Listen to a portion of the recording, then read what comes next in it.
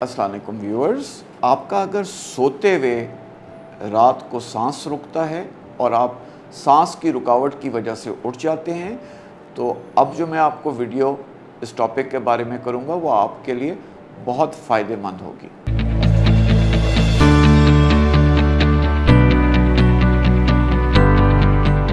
मेरा आज का टॉपिक जिसके बारे में मैंने बात करनी है और जिसके बारे में मैंने आपको पहले बताया था कि अगर रात को सोते हुए आपका सांस रुक जाता है और सांस रुकने की वजह से आप उठ जाते हैं, ये बड़ा मेजर और बहुत कॉमन प्रॉब्लम है हमारी पॉपुलेशन के अंदर।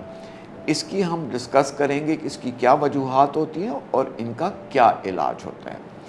इस बीमारी को हम मेडिकल टर्मिनोलॉजी में कहते हैं ऑब्स्ट्रक्टिव स्लीप एपनिया। ऑब्स्ट्रक्टिव का मतलब है रुकावट, स्लीप नींद, एपनिया का मतलब है कि नाक या गले के अंदर सांस की रुकावट की वजह से जब आपकी नींद खुल जाए उसको हम ऑब्स्ट्रक्टिव स्लीप एपनिया कहते हैं।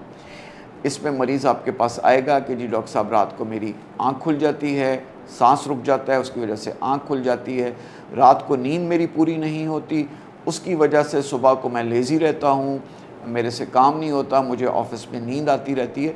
ये बहुत कॉमन प्रॉब्लम है हमारे यहाँ और इसके ऊपर बहुत काम हो रहे दुनिया भर में और हमारे मुल्क में भी। लगता है बाजार के खाने बहुत खाते हो। जी डॉक्टर साहब, मैं ये मेडिसिन प्रिस्क्राइब कर रहा हूँ, वो आप ले लेना। अब कोई भी मसला हो तो मरहम से डॉक्टर की ऑनलाइन कंसल्टेशन बुक करो, क्योंकि डॉक्टर से बात होगी अब घर पर। अब मैं आपको इस टॉपिक की जो वजूहात हैं उनके बारे में ज़रा सा डिस्कस करूँगा। इसके अंदर देखें, सिंपल सी बात यह है कि अल्लाह ने हमें दो पैसेजेस दिए हैं सांस लेने के लिए। या तो हम नाक से सांस लेते हैं या हम मुंह से सांस लेते हैं। आम तौर पे ऑब्स्ट्रक्टिव स्लीप एपनिया इस वजह से डेवलप होता है कि हमारी इन दोनों रास्तों में जो हमारे फेफड़ों तक हवा जानी है उसमें रुकावट होती है। यानी कि हमारी नाक में भी रुकावट होती है और उसकी वजह से नाक से सांस नहीं आता, और इसी तरह से हमारे गले के थ्रू जो सांस आना चाहिए उसमें भी रुकावट होती है।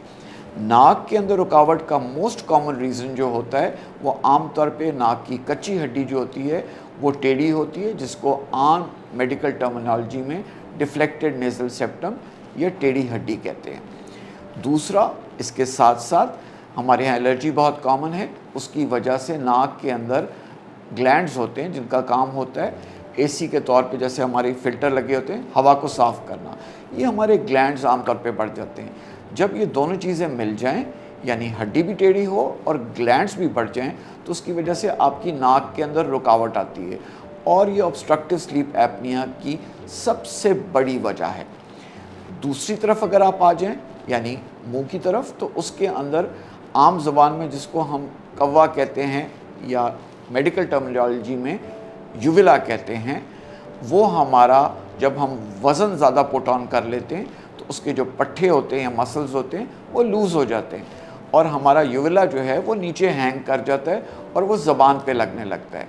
तो एक तरफ तो हमारी नाक बंद है, दूसरी तरफ सांस जो मुंह के थ्रू हम ले सकते थे, जब मुंह के थ्रू भी वो जगह कम रह जाएगी, जब हमारा यूविला या कव्वा जिसको आम ज़बान में कहते हैं वो नीचे ज़बान पे लग जाएगा, तो हमें ऑब्स्ट्रक्शन शुरू हो जाएगी और इस ऑब्स्ट्रक्शन की वजह से हमारे लंग्स में या फेफड़ों में सांस पूरा नहीं पहुंचता और उसकी वजह से हमारी ऑक्सीजन सैचुरेशन कम हो जाती है और हम रात को सोते हुए मल्टीपल टाइम्स उठ जाते हैं। इन दोनों का जो है इलाज, उसके अंदर सबसे पहले अगर नाक की ऑब्स्ट्रक्शन है तो आपको नाक की सर्जरी कराने की ज़रूरत पड़ती है, जिसमें हम नाक की हड्डी को सीधा करते हैं और ग्लैंड्स जो हैं उनको काट देते हैं।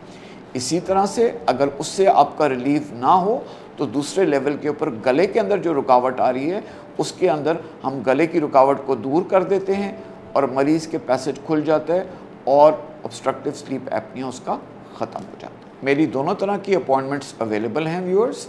अगर आप ऑनलाइन अपॉइंटमेंट लेना चाहें वो भी अवेलेबल है, अगर इन पर्सन अपॉइंटमेंट लेना चाहें मेरे डिफरेंट क्लिनिक्स में वो भी अवेलेबल है। ये दोनों आप मरहम की वेबसाइट के थ्रू ले सकते हैं।